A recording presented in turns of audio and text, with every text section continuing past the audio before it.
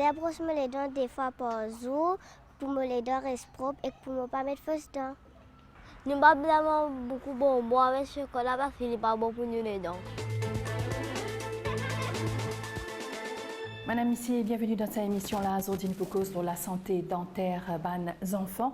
Il est important que les enfants aient les dents en bonne santé dès le plus jeune âge et les parents aient un rôle important pour jouer pour éviter que les enfants gagnent carie dentaire. Donc, prévention commence dans la case avec une bonne habitude alimentaire et un bon nettoyage quotidien des dents. Docteur Nabi, est-ce que vous pouvez nous à partir de quel âge les enfants commencent à gagner sur les dents? C'est-à-dire la première dent de lait, ils commencent à pousser à partir de l'âge de 6 mois. Mais il varie des enfants aux enfants, et une fois à partir de 3 mois, ils sont capables de pousser, comment jusqu'à 1 an, ils sont capables de pousser. Il dépend des enfants. Normalement, il y a une séquence qui est dents poussées. La première dent qui poussait, normalement, c'est une incisive inférieure qui poussait à l'âge de 6 à 7 mois.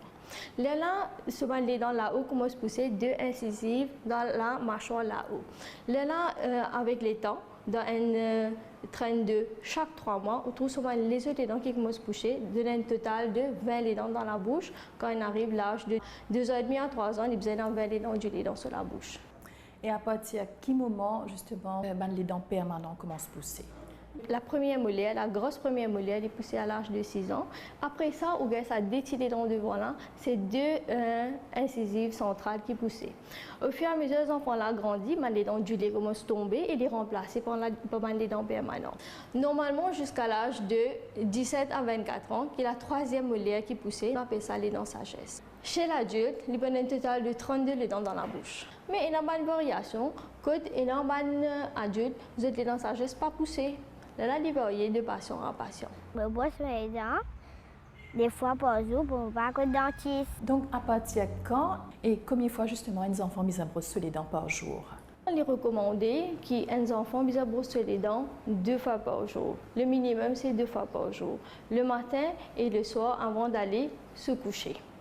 Et normalement, vous avez servi une brosse à dents qui est un brin souple pour brosser les dents. Et vous avez servi un minimum de temps, c'est de recommander 2 minutes minimum pour le brossage. Ça, c'est enough. 2 minutes le matin et 2 minutes l'après-midi. Vous servez un dentifrice qui contient du fluor pour brosser les dents et quand vous trouvez où le nylon là commence à éparpiller, commence à abîmer, les recommander vous êtes sans brosse à dents parce que sinon il est moins efficace pour le brossage.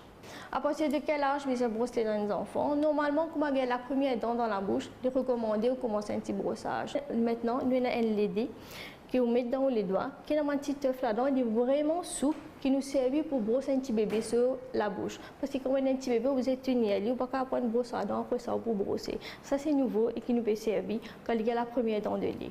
Là, au fur et à mesure qu'il grandit, vous avez une brosse à dents qui est adaptée avec sur la bouche. Sur la bouche petite, vous avez une petite brosse à dents.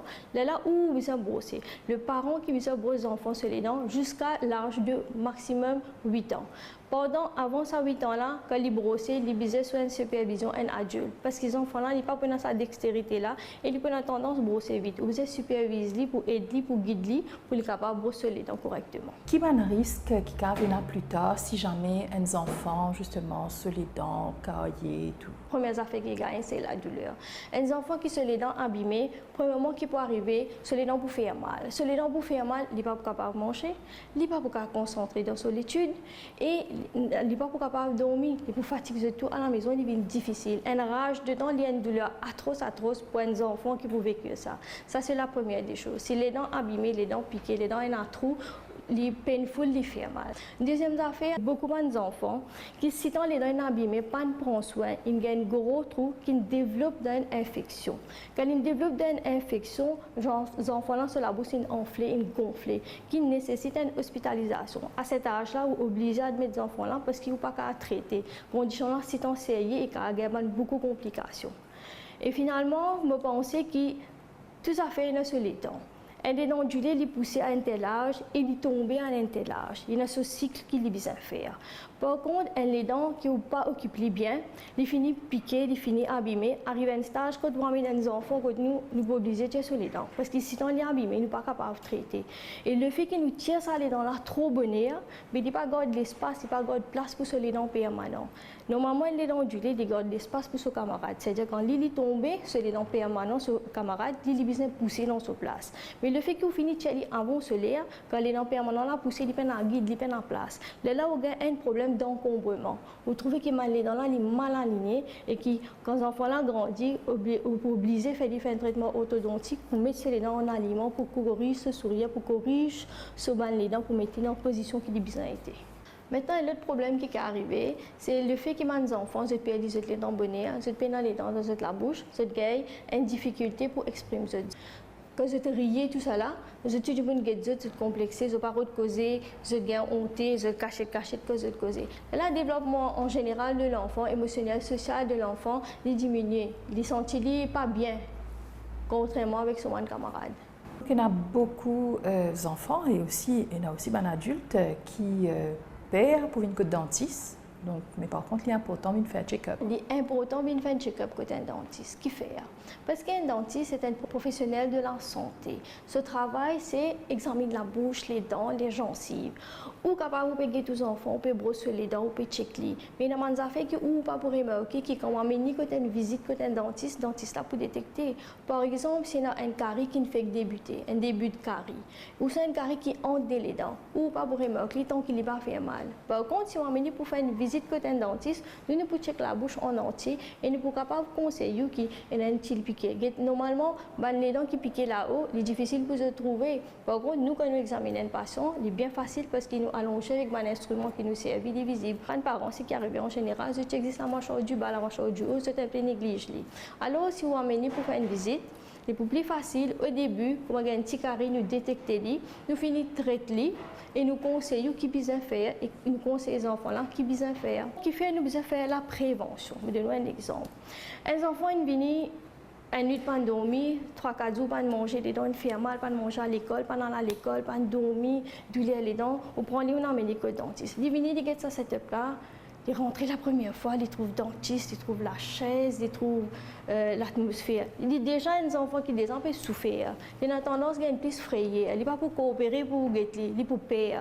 Par contre, des enfants qui viennent, qui n'ont aucune douleur les dents, ils fine and well. Ou amener, ils viennent, ils guettent l'atmosphère, ils guettent la chaise, ils guettent le dentiste ou causal, ou expliquent. Ils n'ont aucun problème.